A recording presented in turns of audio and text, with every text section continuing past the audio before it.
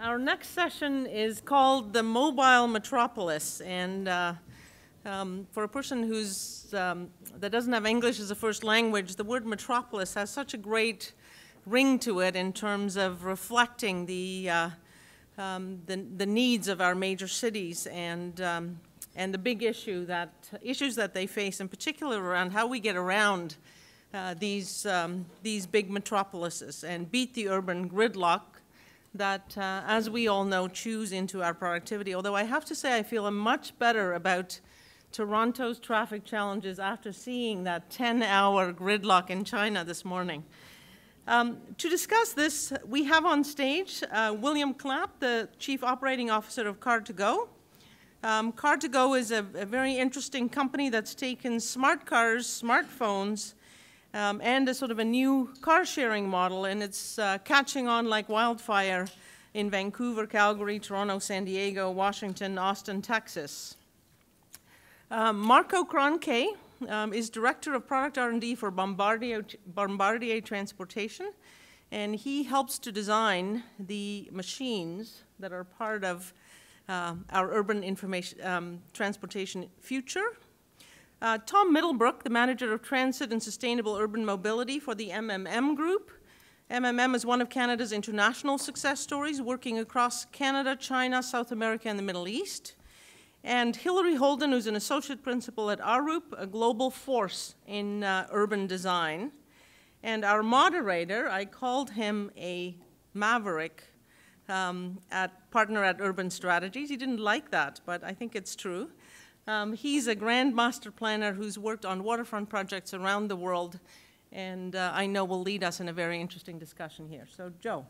Okay, good. Well, hello, everybody. And one of the things I want to say right at the outset is that we really want to hear from you. And we're going to have some initial discussion around the table, but about halfway through, I want some questions. And I want some good questions, good probing questions, a really incredible panel that we've got assembled. So start to think those up, and then there are roving mics, and people will pick that up. I want to start with you, Bill, because I think what you're doing is just fascinating, because we heard in the last session, we all know we have a master plan for transportation in Toronto. Its major problem is that there isn't funding and there isn't necessary agreement on exactly what it is. But I think what you're doing is thinking slightly sideways on that. You've got some different solutions. So why don't you speak to that? Absolutely, thank you. Yeah, it is very interesting. I think some of those problems that are mentioned when you come to compare how communities can develop mass transit and really serve the public is looking for ways to bring that private investment in. And for example, what we do at Car2Go, I mean, our system is really a perfect complement to existing public transportation, and it fits one of the most common problems, especially cities that don't have as much of a developed transportation network with the first and last mile connection. So example, people take a commuter rail or something into a city, they can use a Car2Go vehicle to go from the point that they pick up a vehicle to the point of their final destination. So they may have a meeting 10 minutes across town. They're not locked into a long-term rental or anything on that vehicle. They're basically paying for the utilization of that vehicle from the point that they pick it up to the point that they leave it. Say Zipcar and AutoShare that we're from. Yeah, so perhaps a bit more familiar with. When you look at a traditional car sharing, you take really more of a rental car model and you apply it to multiple locations and you automate the process by use of RFID or some other way to access the vehicles. With Car2Go, we took it to the next level, and a lot of people had referred to us initially as car sharing 2.0, or a way to really take it to new bounds. And we free that up by offering our members the ability to do point-to-point trips. So it's either a destination, a dedicated parking space, or if a city is the logistics work to use the on-street or the curbside space, it really opens the flexibility to make this model. We call it the personal public transportation, because people have needs for getting from their office to shopping or something like that, and it really makes it flexible, but it is still using a very environmentally friendly vehicle, being the Smart, and it is a very convenient you know, which is one of the biggest drivers for people in their transportation needs. They're not standing on line for 20 minutes for a bus. They're, you know, able to take it when they need it and how long they need it. I think we're going to get back to this because these are the kind of very flexible solutions that fit in within the kind of more hardwired solution. But you're very much, Marko, in charge of new technology with Bombardier. I should say that Marko has been in Canada 3 weeks.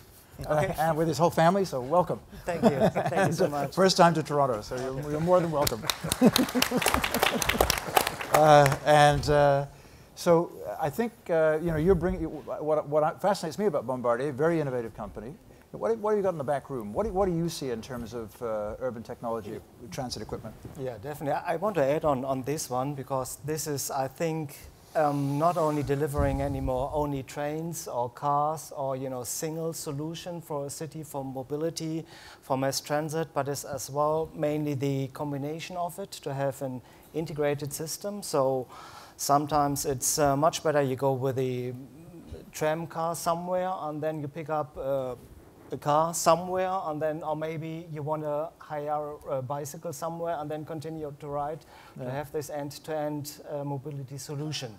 This is a total system view where we are currently focusing on what brings, you know, less capital cost for the cities, but most out of it. Yeah. For sure, we have a lot of in our back office with a technical solution. I will come later on with some nice example on this ones. Okay, good, excellent.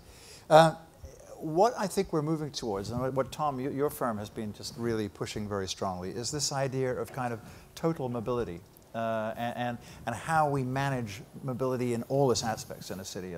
And again, this is not necessarily hardwiring. This is not equipment. This is almost like a mode of behavior in the city, isn't it?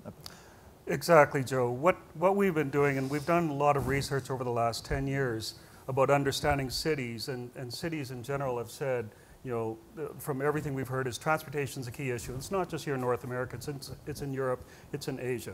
And we heard earlier today, you know, we have to, you know, use the intelligence that we have and tie it to the infrastructure and make it work.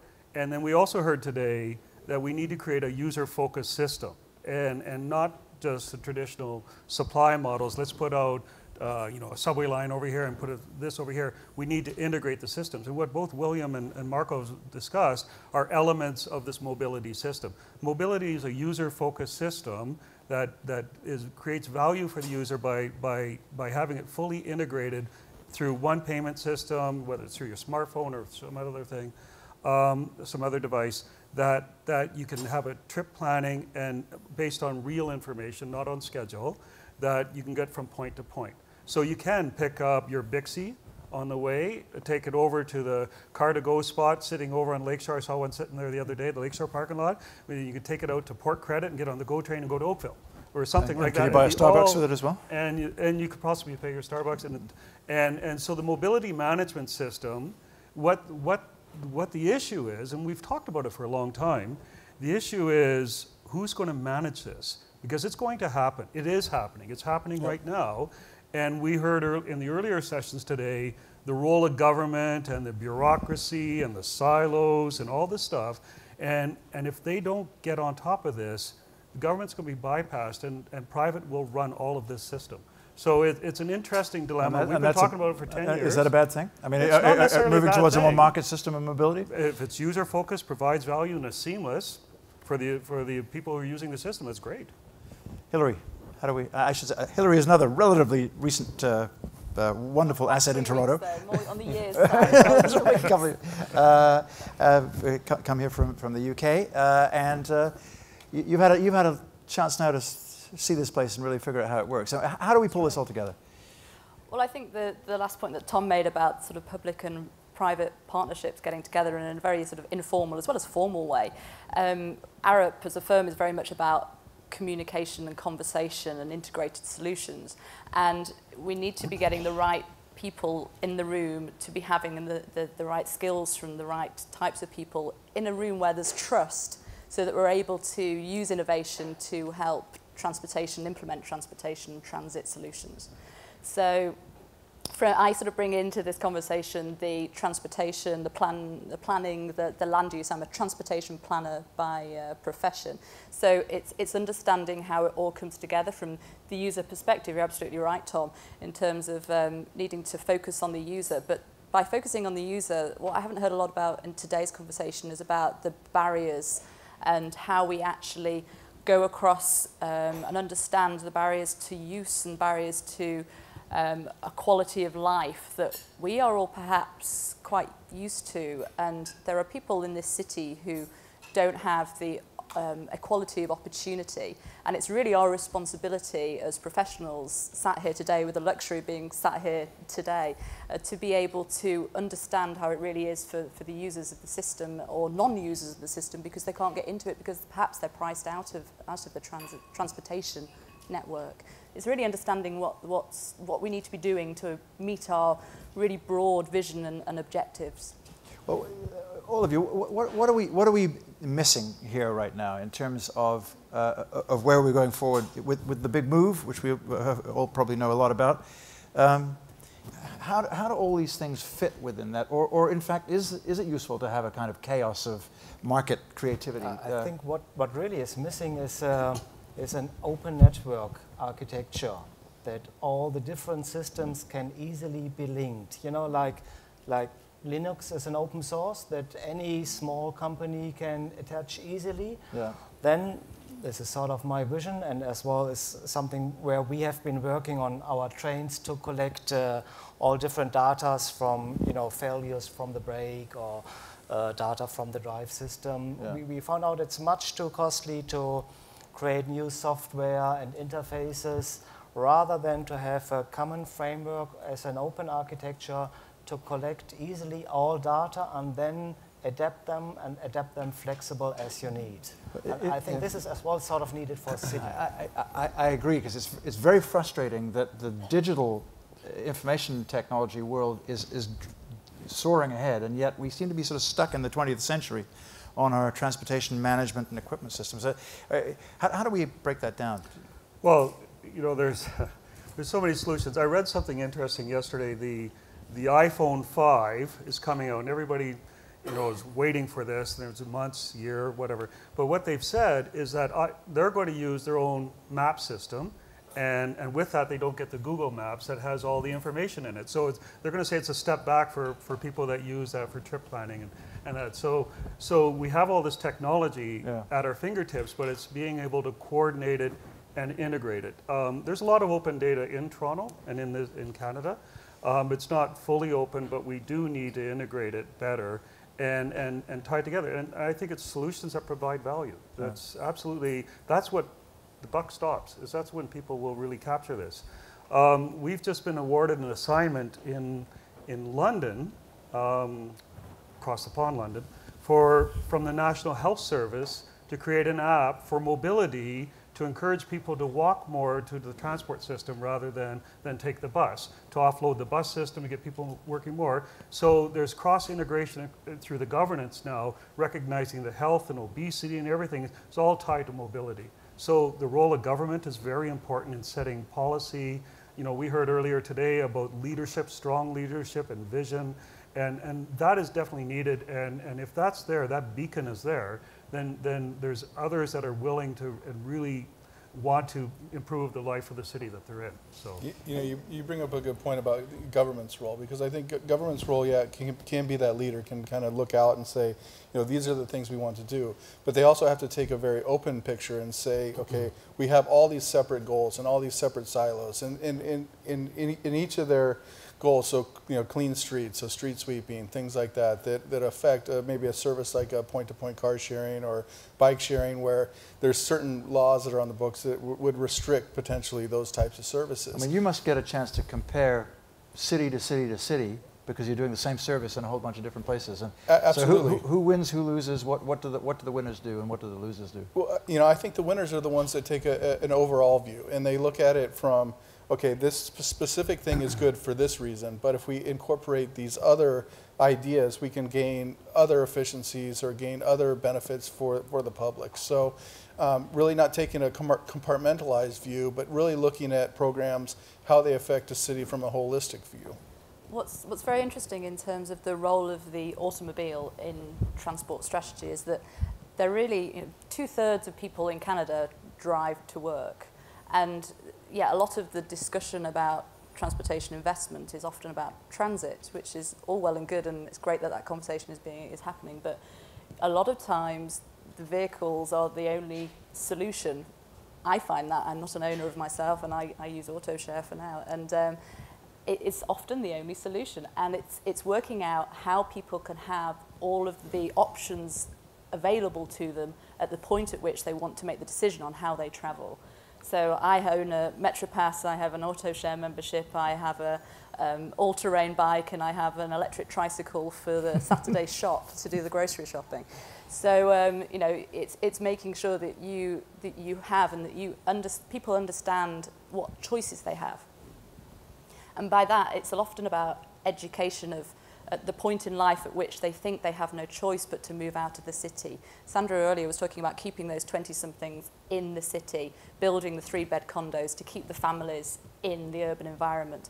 And okay, you might say that for Toronto itself, it's getting too focused, and we perhaps need to be jumping to a sort of a polycentric city region where you've got those centres growing up, and you know, in Mississauga, in Markham, and in places like this, that you are allowing people to live in that urban environment and have that quality of life of being able to make the choices of being in a walkable environment, so that they can choose to walk to the shops should they want to, and use a car for when it makes sense, but not having people to be forced through moving into suburbia to be able to buy affordable housing, because as time goes on and you get sort of the fuel cost increasing, which it will do over time, people are going to be priced out of their commute, which is a key phrase that I think that sort of resonates with people, is that people have made that equation in where they buy where they set up home, where the kids go to school, and then the margins with which they're living and their disposable income contracts, and people are living in relative prosperity but in poverty because they don't have the disposable incomes, because transportation is sucking out so much of their disposable incomes. Yeah. And their disposable time, which is the other. And their disposable time. Yeah. One of the things I'd like to explore is it's always struck me that there's a missing piece of transit equipment and technology certainly in Western cities, not in Asian and other cities, which is the jitney, the small collective vehicle that's bigger than a taxi, smaller than a bus. That is because in the kinds of environments that we're talking about now, which is much of the urban area of Canada, the densities aren't there, or the points are too disparate to serve by conventional transit. And this is, surely there's an opportunity to get over these barriers, which are often transit monopolies and union issues and other things, to try and see if we couldn't get a information technology powered vehicle that could take us around. Is anybody trying this out anywhere in the world that we know of? Oh yes, there are a couple of universities studying these kind of small shuttles that are from 3 to 8 people mover, then called, both depending on the rail but as well independent on the road. Yeah. The main focus is then having a control solution for these kind of vehicles, from which point to point they are going. But presumably you could solve, I mean, this is just an algorithm of repeat behavior that you could solve to service a very high percentage of the need. In principle, the vehicles are existing and the control software is as well existing. Yeah. We don't have so many, pilot projects. It's more on the research area. Yeah, I'm not actually aware of any pilot projects. Are there any around the world? Anybody has grasped this one yet? I'm not aware. I know there's been discussions, of some private companies actually in Austin, Texas, that had discussed doing this, really not to serve commuters so much, but to serve a lot of the corporate campuses. Yeah, well, I think, Tom, you'd know about that, right? Yeah, certainly that's been discussed. I think the issue, and a large part of it is the cost of it. You know, and the cost, you know, it doesn't matter if it's a small vehicle, large vehicle, it's a person behind the wheel that's a large part. So if you can come up with some sort of automated system, and there's this notion of a personalized rapid transit, which are small little vehicles that are run on guideways that are read through, there could be a campus environment or whatever, that some of the operating cost is offloaded. Because the maintenance of these systems is one of the key issues that we have to work with as far as keeping them going. There's a huge ongoing maintenance costs with infrastructure. Yeah. And so we can keep on slapping down the infrastructure, but I think as we heard earlier today, we have to make more intelligent use of it. Yep. And some of the things you can do is through incentivization. So, you know, in the retail model, in the retail industry, they have a customer relation management, very focused, and they offer deals like if you do this today, you'll get a discount on maybe shopping here, or maybe you get gas cheaper here. So you can start encouraging people to use the systems. Yeah. Say for the diehard car driver who will never get out, you know, you can offer them all the discounted passes you want to take transit. They'll never do it. But if they say if you try transit once a month, you'll get discounted gas for a week or something like that. And then they'll try it. And then maybe that experience will not be so bad. Then you can start nudging behavior and through incentivization. And we see that as a really important feature going forward as part of customer relationship management and a user-focused system. Gary, what's your take on this? Well, I was just going to say in terms of data and the use of it, I think it's really interesting that everything is getting a lot more complicated. We've had sort of like the tax system has been quite blanket, and in terms of introducing new sort of tools in the toolkit for being able to fund transportation, there is a need to make it complicated and embrace the complication of it all. I think in terms of this, in terms of the journeys that people make, they need it to see that the solutions are fair. When I think of the example of a pay-as-you-drive car insurance, and that people pay it if they drive. And if they want to drive at a time of day which is low risk, or if they're a student and they're only allowed out between certain hours because of their age. Does this exist anywhere? It's been piloted in the UK. Yeah. And it's a really interesting way of being able people to have choice over when they use the system. So it really helps to optimize, not need to grow infrastructure, but optimize its use.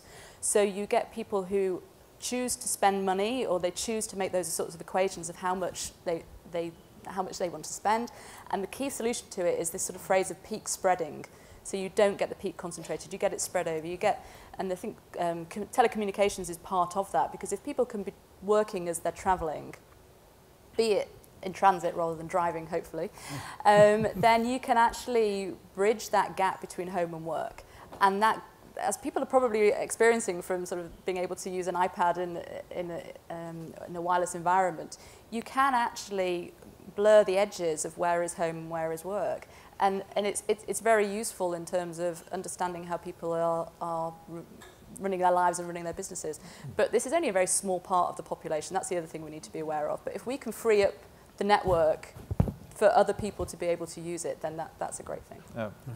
Let me throw out another thought, which is struck by, we're doing a project in London, the other London as well, just south of the O2 Arena, the Greenwich Peninsula. And all of a sudden, literally all of a sudden, this new piece of transit equipment has appeared, which is an aerial tramway, which links really two places which were never linked before in the whole history of London, right across the Thames. And they've done it as part of the Olympics, but it's actually part of the transit equipment. You can use your Oyster card. 3 years from the original idea to the realization. And actually, it opened 2 weeks ago. This is a kind of nimbleness of public agencies that, you know, I have this terrible feeling of kind of lead-footedness about the way that we do things here. And certainly, you know, there's a lot of talk about Singapore before. Also, if you go to Singapore, you get terrified about the future of the developed world, its inability to do things quickly and well. Do you think that all the things we're talking about here are kind of goads to that innovation, you know, initiatives to that innovation? I don't know, Bill, if you... Yeah, I mean, I certainly agree. I mean, I think, you know, the more nimble and the more flexible cities can be. It may not be rolling something out on a mass scale, but it's willing to try things and willing to experiment with some of these new technologies and find ways to incorporate, you know, different modes of transit. So, and your kind of organization is actually quite important in prodding government. Well, I would think so. I would think the only way to really accomplish this in a quick nature is to have the private sector involved, because they're the ones willing to make the investment, to make the risk, because they see the benefit, you know, long term from a business perspective. Of this is something we can be, you know, innovating and trend setting and continue to grow mobility. You know, I mean, it's, you know, for a company like Daimler, you know, the era of 2 or 3 vehicles per family is decreasing. I mean, you know, it's and just you're not, owned by Daimler, is that? We are owned by Which Daimler, is, I think, yeah. also a fascinating indication of where the car industry is going, isn't it? Absolutely. So, you know, a system like Car2Go is really a way to continue to provide, you know, individual mobility to consumers, but not do it through the traditional means of only selling, you know, personal vehicles. Yeah. And this must work for you too. You must Yeah, get a lot of cities coming to you. Yeah, you know, grow the transport market. We have reopened a lot of tracks as well that are not used anymore, and this is mainly by 2 things. That's one, new technologies, new innovations, mainly then by hybrid solutions, so not only electrical, but then combined diesel electric, or other systems then as battery or fuel cells. Yeah. So that leads to reopen really, you know, cheap old lines, but as well what you mentioned, competition, you know, really open the market for new operators, leads to definitely new lines with much better quality, because they have, you know, tacting times and better schedules. Yeah. And this is just jumping over on here. I mean, London Transport is run by half a dozen operators, more than that. Is this a success? And is that competition in the actual delivery of transit, has that been a success? Depends who you ask. It's very different. I think it's there has to be the level of trust in the conversations and in the way that the things are drawn up, and the way that people sit in a room and have a shared vision of what they want to achieve. I mean, legislation and, you know, procurement processes do get in the way of innovation, I have to say. In terms of, you know, from the smallest situation of the procurement process, you know, we really enjoy working in a relationship where you've got like a 3-year framework contract where you can get to understand what our clients want, what we can provide to them. We can source material and say, this is what others are doing, and build a relationship in terms of providing innovation and to help our clients in both the public and private sectors. In terms of whether the public-private situation helps and hinders, and what's good and what's bad, the public sector, well, the idea that you need to have an operator of a jitney system or a system of taxi bus systems, technology has come to the situation now where people are taking much more control over their own mobility, and they want to be in control of who they travel with, at what time, and which situation. And they are willing to compromise some of those for price or for convenience or whatever, that they are very much in control. So I think there's very much a change of way of viewing mobility from a person behind a bus wheel who's driving me to being able to find on your phone somebody who is driving nearby, or maybe just on the trunk haul section of your journey. Maybe you need to get a taxi from one end to one end, but you are able to access that. And I think it's a change to a sharing society. Yep. And sharing society really comes into quality of life and that sort of livability of what people are buying into. And I think of the environmental assessment process in this city, and that's been new to me when I've come here 2 years ago. It's so very consultative, and, you know, wow, half the budget of projects are spent speaking to people at open houses. Wow, 14 people turn up. Problem being is that as consultants, we need to provide all that, because it's required in the legislation. We need to provide all that, and we're being encouraged to show innovation by doing online consultation. So what do? We price for both, and we provide both. And actually, which are you getting most value from? How can you just squash that so that you're getting access to people in the right way, in a cost-effective manner? That's what I think is, you know, how do you get hold of people and what's important to them? No. Sorry, Jack. Tom. You and I are the only Torontonians here.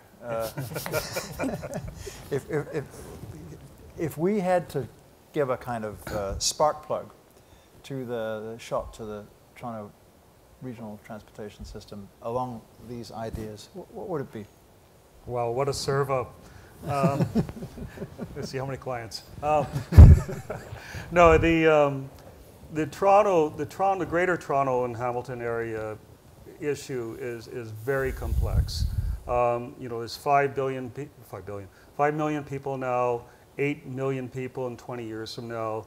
There's no new roads being built. There's going to be lots of transport systems being built. There's lots of infrastructure being supplied.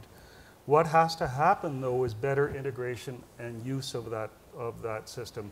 We call that mobility management. You have to get to it through market segmentation.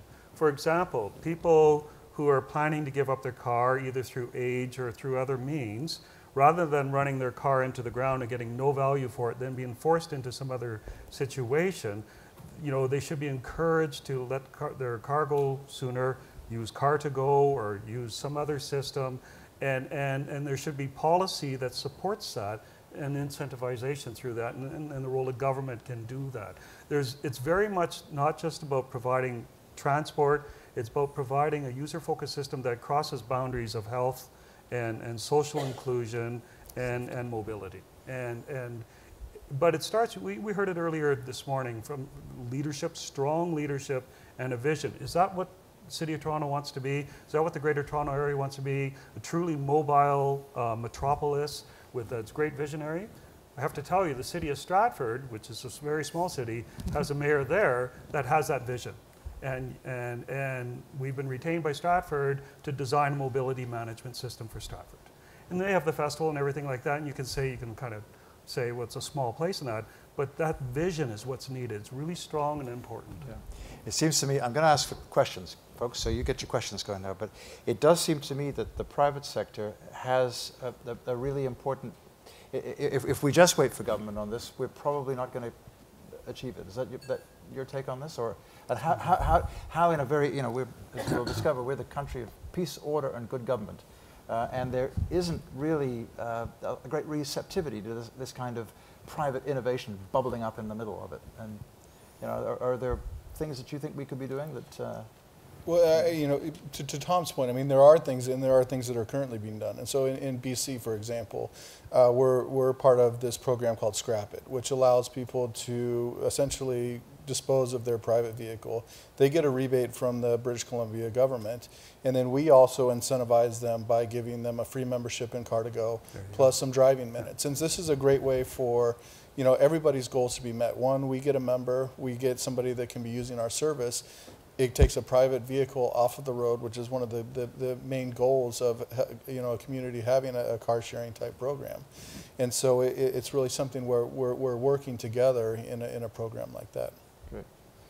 Marko, I'll give you the last word on this. I think as well, what I know is that the combination is usually leading to good success when the cities give the framework towards it, but taking the advantages and usage of private companies, whether it's operating companies, they can get a lower price on the operating for some companies, giving the customer benefits to use it, and this as a framework from the cities that makes best out of it.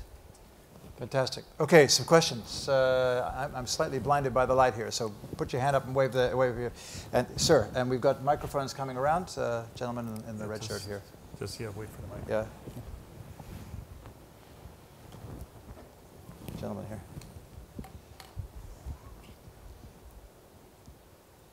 Maybe just say your name as well, so we know. Yeah. My name is Daniel Gruner. Yeah. I've been a Torontonian for 32 years. This leaded-footed approach to politics here is overwhelming. We don't even take advantage of the low-hanging fruit, for God's sakes. For example, there's railway tracks for the GO train. There are 2 trains in the morning, 2 trains in the evening. Nobody can use the damn thing. What does it cost? A few cars, a couple of stations in the middle. Nobody takes advantage of that. how can we have any confidence in the people? We've heard talk about expanding the subway to Steeles for 45 years or so. There's still discussion about whether we need subways or what kind of transit, and nothing happens. I don't think anybody here is going to take responsibility for the planning of the transit system, but you know, clearly, I think. My question is, what? Well, I actually think that when you're faced by a difficult obstacle of funding and agreement, then you try and go a little bit sideways on it. And I think what you heard here is some ideas that don't. Perhaps part of the problem is that we need 50 million or 50 billion or 30 billion or whatever the price tag is for every transit system, and yet Stratford is coming along and saying, I suspect, in a very small amount of money, what can we actually do? So there's Joe as the moderator jumping in and answering. No, I'm allowed. You're allowed.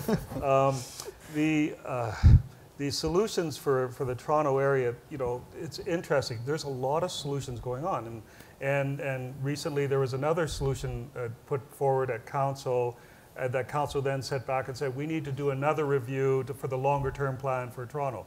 A lot of either one of those plans include a lot of plans that Metrolinx is already rolling out. The fact and the stark fact of the matter is the Eglinton Crosstown line, billions and billions of dollars, is going to start construct or is under construction now, and there's debate as to when it's going to finish, whether it's 2020 or 2023, depending on who's saying it. But it's going to be 8 years of major construction through the heart of the city across town. People still have to live and work and get around. And so despite this massive infrastructure going in place, people still have to be mobile. So I think the alternative solutions that my colleagues here are talking about, plus other systems and the role of the city in encouraging that type of atmosphere needs to happen for the city to succeed. Cities thrive because of economic competitiveness. And Toronto needs to be mobile and innovative to maintain its economic competitiveness. We talked about going from number 1 to number 6 in the world livability city. It'd be great to move back to number 1. Probably the large part of going to number 6 is because of our transport. And so we need to think of alternative ways. We need to incentivize behavior and encourage that kind of movement. We need to take the politics out of the equation to some extent, and it all comes down to building the evidence base, to being able to work out what transportation is actually doing for the economy, and how it's actually bringing industries effectively closer together so that they can have meetings and be creative in real life, face to face. That's what transportation does. It transports people, not just to work, but to meetings and to do business deals. So you are getting a more productive city. So you need to capture those benefits, those wide-ranging, cross-cutting benefits of transportation. And that's what I come from the UK with, a real culture of doing evaluation of transportation investment. And the real nub of it is because why are you doing it? You're spending an awful lot of money. And you need to be confident that you're spending it on the right things and you're not wasting it. The last thing we want to do is for people to waste it. But the problem is that when you stop and start and you have an unreliable funding situation, is that you can't plan ahead. We're planning really for 2050 at the moment, with the lead-in times for a lot of this large infrastructure. You need to be able to have the reliability, and you need to be able to capture what those benefits are and do it in a controlled environment where professionals like myself are able to say, this is the economic productivity benefits of this transportation investment. This is the social benefits. These are the sorts of people who need access to jobs, who are currently unemployed, who are currently taking money out of the system, and we need to be putting money back into the system. That's the conversation that needs to be happening, and that's the evidence that we need to be capturing to be able to influence that debate. Great answers. Now, more questions. I'm looking for hands up here. I see the Mayor Lehman from the city of Barrie, the wonderful city of Barrie here. Anything here that's resonating with you, if I can put you on the spot for a minute? Thanks for that, Joe. Boy, it's hard not to, yeah, thanks. Cheers, and thanks for the opportunity.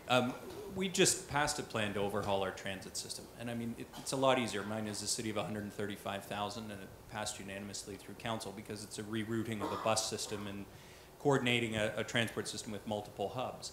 But I can tell you that I suppose what I hear, and I watch the transit debate in Toronto and Greater Toronto and watch what other cities are doing. And the piece that worries me so much, and it didn't happen in my case, but it seems to be happening in a lot of places, is just what Hillary was talking about. The evidence doesn't seem to matter as much anymore.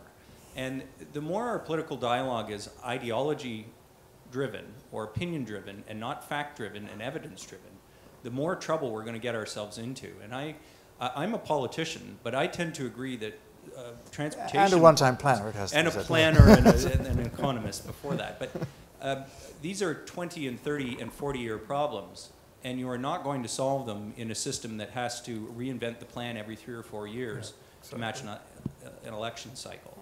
I don't have a magic answer for that.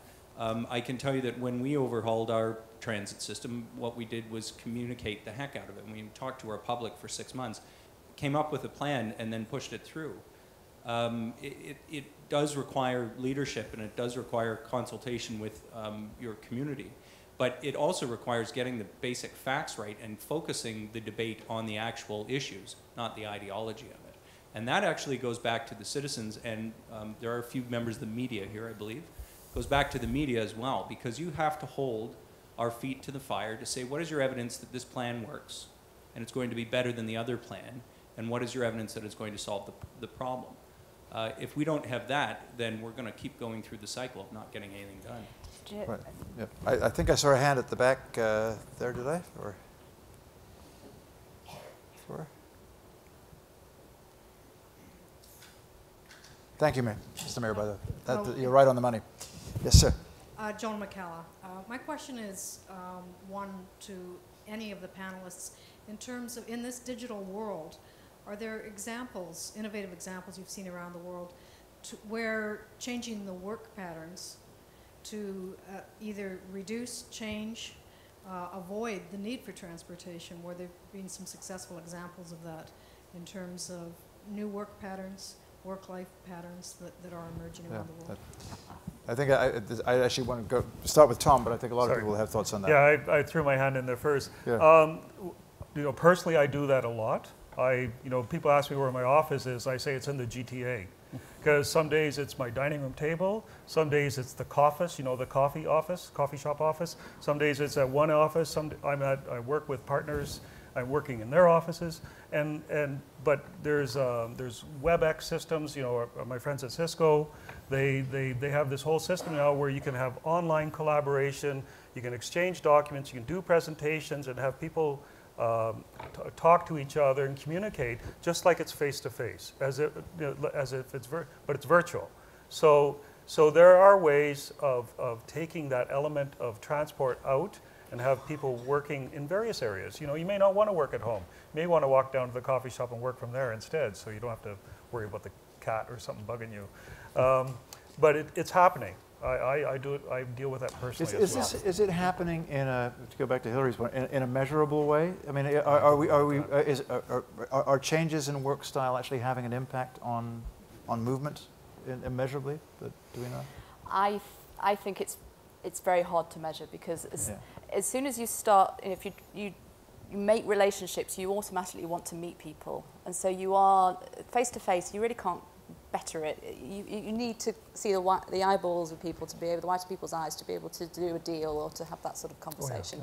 So that's really, really important. I think what's really interesting is just the way that communications is making everything so complex. Like last night I met with a guy from Leeds University in the UK who was head of school when I was there, and he was in Toronto, and I wouldn't have known if it wasn't through Twitter that he was in Toronto, and so we met up, but it was an opportunity. He was already here. So it's those connections that it's just getting more complicated. It's really not simple.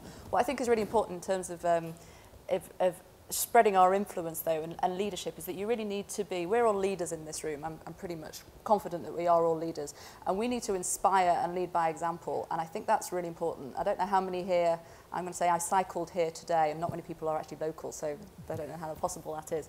But I really, really make sure that in Arup and in my team, that we actually live what we go out and sell. So we really need to live that lifestyle to be able to be credible when we're actually going to clients and saying how it could be.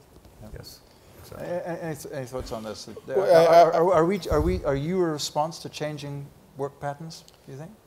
You know, I'm not sure that we're necessarily a response to that. I mean, I think a service like ours does give some more flexibility to people that say, okay, I can work from my home. I don't need that car now to commute from this area to that area.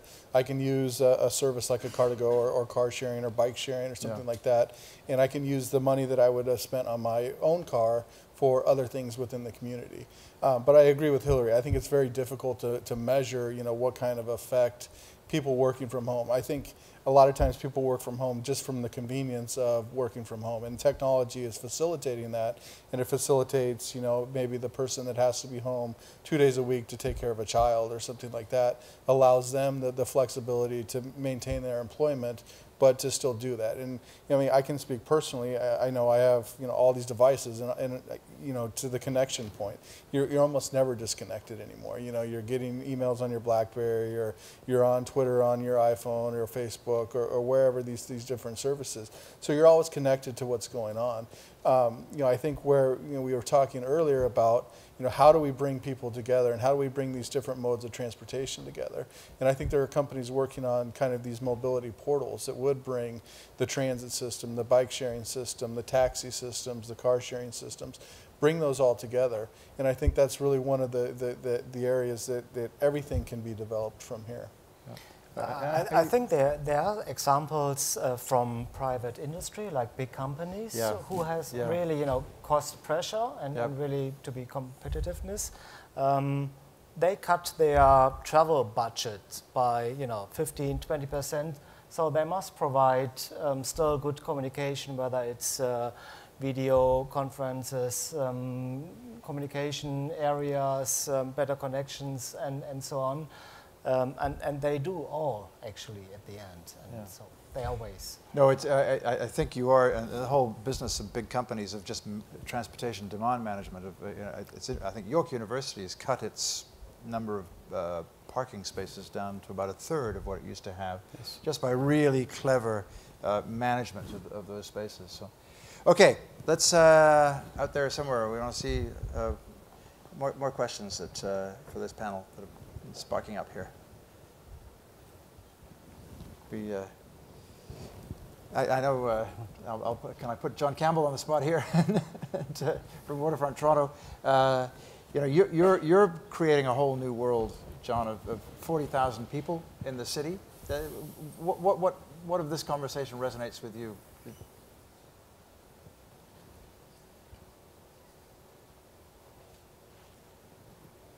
Thank you, Joe. You put on the spot again. No, I think it's interesting. It's the waterfront will have about 115,000 people down there when it's all done. So it's a city into itself. But I think what's interesting with the conversation is the impact that information technology is going to have on mobility. I think when we looked at our sustainability agenda, we pushed the yardsticks a bit. But we think the next wave of sustainability is going to come from the use of IT. And I think that really will apply to the mobility as well. So as you get these systems that can actually control where things go or tell you where things are going, I think that's going to be the real benefit to us. I mean, yes, we have some short-term problems with transit on our East Bay front, but we're working to overcome that somehow. And you're going to get an aerial tramway or monorail as well? Depends who you talk to. I'm just picking up on the Twitter feed here, and it's talking about female representation on the panel, and I think it's probably speaking to me being here. So I'm just picking up in terms of mobile... talent alone, my dear. Mobile working, and in terms of your work and your life are really overlapping. And I think it really speaks to women whose lives have always, in the workplace have always, their kids have always had to very much intermix. And that's really because of often when women are working, it's a dual earning family. It's rare in my case, and I'm very lucky that I have a husband who supports me, and so I am able to be the breadwinner for our family, and I'm able to take the mickey out of him in terms of the hours that I work. But in terms of the responsibilities that I feel like I want to have, not that I necessarily need to have as a mother, I am really able to have that flexibility of being in the doctor's surgery with my son at the same time as responding to clients on the email. And that's just life, and that's much more so men's life as well. You know, the 20-30 somethings that are coming through who are having that ability of communication. It's great that people like myself, who feel that they're connected to their communities, are able to be playing a participative role in the future of transportation planning in this city and wider. Great. No, it's okay, sir. Morris, do you think that sooner or later the exasperation of the travelling public, commuters, people on trains, will override the political infighting of politicians and actually force them to do something rather than just talk about it? Tom. Since I'm not allowed to answer questions. No, you're more than welcome to, Joe. Absolutely. You know, the political system that's here in this city is not unlike anywhere else in Canada. You know, there's elected representatives. I always say, you know, the problem with, you know, building transport systems is that a project life is longer than a politician's term life. You know, and so unless there's a great vision and that keeps alive from term to term, projects are going to suffer. And that's always been happening here in Toronto. You know, the subway expansion program really stopped in 1980. There's been fits and starts with an extension from Wilson to Shepherd on the University line, and 40% of the Shepherd subway being built back at the end of the 90s, early 2000s. That's it. You know, there's now the LRT plan that was then thrown under the bus, and then it's been resurrected, and that has to stop. There has to be a strong vision, and then integration going forward for people to have confidence in the city to want to stay, because congestion's getting very significant, and through that pollution and everything else, and so there needs to be a change in behavior. And again, I encourage that thought would be through mobility management and incentivizing people to do something differently, whether it's working from home, whether it's taking bikes to car shares, to the GO train, to whatever. But that has to happen. If we don't, Toronto will falter economically, and people will leave, and cities thrive because of economic competitiveness. Yeah.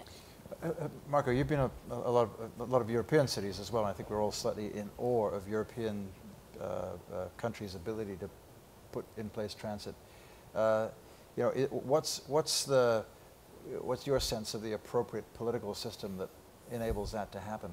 Oh, it's definitely needed that there's a strong support from the politicians, from the government of the city into the urban transportation system. And we have really good examples. We have as well bad examples in Europe for sure, but Berlin, as you may know, has really a perfect transportation system that's really as well accepted by all customers, by all, you know, kind of people. It's not only working people using it, it's as well, you know, going in the night for theater, people are using it, so, you know, it must be safe and friendly, and you know, everything proper.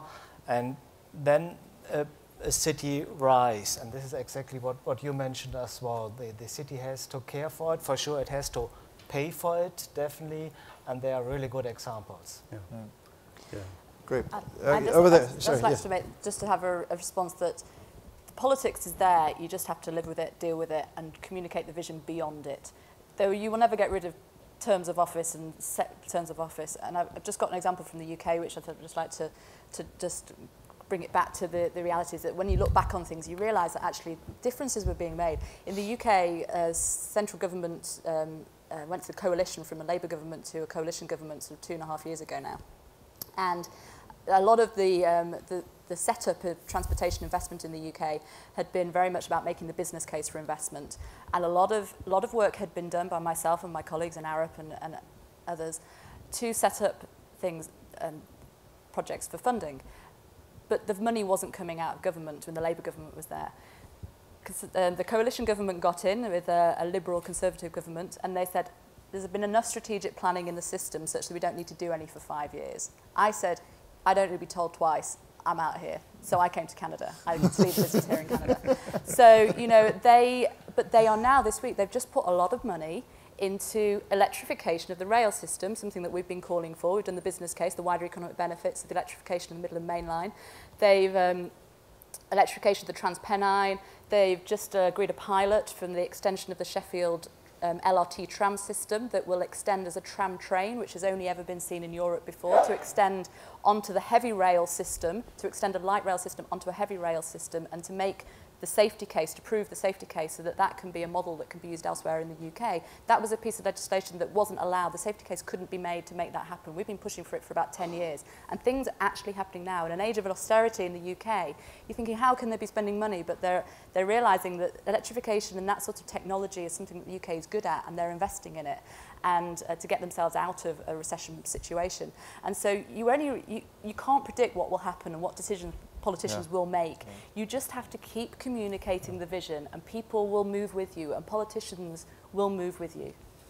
Well, and I think it goes back to Hillary's comment earlier about, project, the benefits, the measurement of that, and that you can go through a prioritization process that looks at all the policies of the government, whether it's municipal, federal, provincial, and kind of align all the policies and then do the test to see, does this project meet all the requirements? Because if you say this is a great project, let's build the subway here, but then if you go through all the policy stuff and it doesn't meet it, then that's a measurable kind of a system that you can have to say, toss that, we need to do something else, and do wise investment with your money. So there are tools to do that kind of analysis, and you've done it in the past, we have as well, and so they can always be brought forward as well.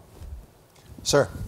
Hi, my name is Sanjay Khanna. I'm a global macro trend expert and do some scenario planning and things like that. So I'm kind of curious in terms of 20 and 40-year time frames, how well people feel different cities are doing on mapping transportation infrastructure planning to the new requirements of climate change, including things like tracks that bend under extreme heat duress and all the sorts of factors, including where the routes are in terms of sea level rise and really the shifting sands, the shifting environment, and how that's going to impact future infrastructure planning. Yeah.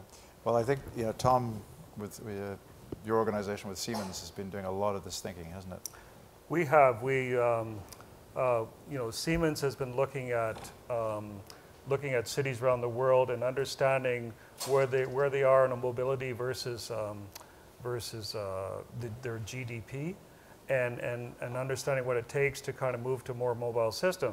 But as far as a threat analysis and understanding the environment, those are factors that go into measurement of these cities to see, where are they and how do they rank relative to others. And so it's a useful tool that if you can get into the heads of state or whatever of various of the cities, they can say, is that where I am relative to another city? That brings out that competitiveness factor and saying, I should be up there, my city should be there. And then, the triple bottom line kind of approach to things, looking at sustainability and the environment and social justice, and that can also be measured, and you use these tools to help motivate people, public leaders to look at planning their cities better, make sure that they deal with the threat of change of environment. It's fascinating in this odd heat wave, which one hopes is not a permanent heat wave, the subway isn't working as well. I think we've had to reduce subway speeds here because the equipment. John, you're going to. Joe, I was wondering, the discussion so far has been about getting transportation to meet existing needs and existing patterns of where people live and where they work. And the issue of telecommuting was raised. But what about the issue, is anyone thinking about the issue of how living patterns may change? At the waterfront, we're trying to find ways for people to live, grow, raise their families, all in the community and walk to work.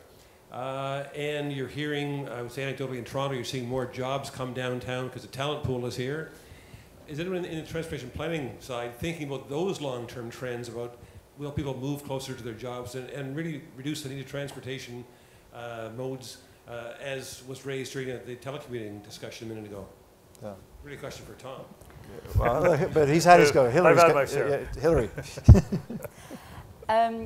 Yes, although it's complex because often as you're looking forward, you're looking to having two people in a household who will work and who will often work in very different locations. So a downtown Toronto solution to that, to live in downtown Toronto and commute out, is often a workable solution for a couple who decide to live, who want to live that way.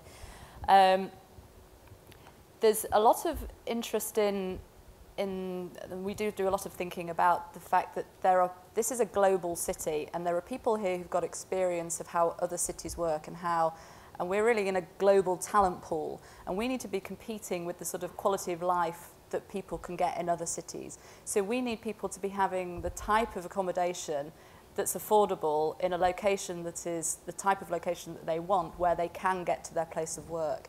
And that really requires the developers to be able to provide the accommodation, but also for the businesses to be responsible in terms of where they locate and not just do it on a cost basis. We at Arup are located at Bloor and Young in the Bay Tower, and we get people who come through our door, CV in hand, going, I want a downtown location. I want to be a transportation planner or an engineer or some other, and I want to be in a downtown location. And we're able to use that to our advantage. And I think other firms need to be seeing that not just downtown Toronto, but other downtowns in the greater Toronto and Hamilton area, they need to be, that's an attractive place, and there's it's a very competitive situation in terms of getting that talent pool of people who have got a global talent. And I think, you know, some of that is decentralizing as well, because not everybody can live and work downtown Toronto. So the notion of mobility hubs has been proliferating throughout the greater Toronto area. And the idea is that they're kind of often, you know, locations where people can live, work, play as well. And it's kind of I think somebody referenced a hub and spoke system earlier. But not everybody can be here. So maybe we can create several other areas through mobility hubs. That is happening. Metrolinx is definitely promoting that concept. And so, you know, we need to turn on to that, and people will, because their time is valuable. You know, sitting in transport, wasting time is not going to do anybody any good. We've got time for one last question. Over there, sir. Hi, I'm Joe Greenwood from Mars Discovery District. Quite a few comments in the panel discussion around the use of data to connect and enable some of these new applications, and the concept of open data is maybe an enabler. And also the need to have information and facts to force this discussion on slightly. So my question is, what are those bits of data or information that we really need to make this happen? And how are we doing on getting them out there and getting them used? Great. Okay, this side of the table. Yeah, so I obviously the data that's needed for a user to make an intelligent decision about their transportation choices. So whether it be, you know, which cars are available, which bikes are available, where are bikes available, where can they go to, what is the trains, are they running on time, you know, is there taxis, how can you bring this all together into kind of a common mobility portal? And so one of the things that we're working on with a partner in Europe called MyTaxi is actually a system that allows people to look at taxi drivers that are subscribed to the MyTaxi service along with car-to-go vehicles in cities that they're both offered. And so people can either look specifically for the car-to-go vehicle, they can look for the MyTaxi for a taxi driver, or they can look for both and decide whatever is the easiest you know, aspect for them to choose. I think as well, almost every new car is already equipped with a GPS and GSM system. So then it's the intelligence behind how to collect these data, how to acquire them and evaluate them, and what you make out of it. And it's similar with the trains. They are anyway a controlled system, so you know where, when they should be driving, or even if you want to have automatic system, then they are even more intelligence, and then you get more efficiency out of this one. Mainly you have the big portion of data that is existing. Wonderful. I want to thank everybody. This has been a really great discussion. And Bill, Marko, Tom, Hillary, thank you very much indeed. Thank you. Really good. And thank you all too. Thank you.